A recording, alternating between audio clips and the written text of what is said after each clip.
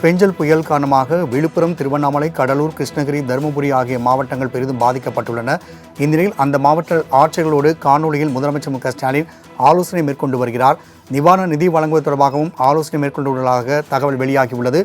மேலும் கூடுதல் விவரம் செய்த செலினா வழங்க கேட்கலாம். செலினா, முதலமைச்சர் இந்த ஆலோசனை கூட்டம் குறித்தான கூடுதல் விவரங்களை பதிவு செய்யலாம்.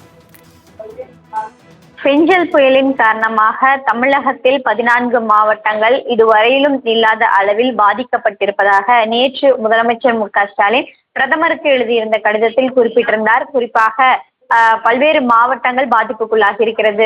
தருமபுரி, கிருஷ்ணகிரி, அதே போல விழுப்புரம், கடலூர், திருவண்ணாமலை உள்ளிட்ட மாவட்டங்களை பொறுத்தவரையிலும் பல்வேறு பாதிப்புகள் ஏற்பட்டிருக்கிறது. இந்த நிலையில் முதலமைச்சர் மு.க.ஸ்டாலின் பாதிப்புகள் தொடர்பாகவும் மீட்பு பணிகள் தொடர்பாகவும் அங்கு இருக்கக்கூடிய மாவட்ட ஆட்சியர்கள், அதே போல பொறுப்பு அமைச்சர்கள் ஆகியோருடன் காணொலி காட்சி மூலமாக சென்னை தலைமைச் செயலகத்திலிருந்து முதலமைச்சர் மு.க.ஸ்டாலின் ஆலோசனை மேற்கொண்டு வருகிறார்.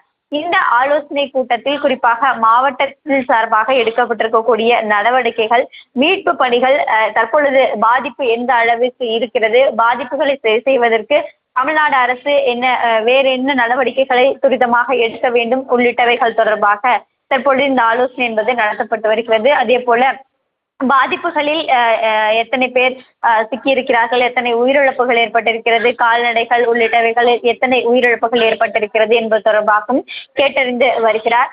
மேலும் இந்த மாவட்ட ஆட்சியர்களுடன் அந்தந்த மாவட்டங்களில் முக்கியமாக எந்த பகுதிகள் பாதிப்புக்குள்ளாகி இருக்கிறது, அங்கு எத்தனை நிவாரண முகாம்கள் அமைக்கப்பட்டிருக்கிறது, நிவாரண முகாம்களில் தங்க வைக்கப்பட்டிருக்க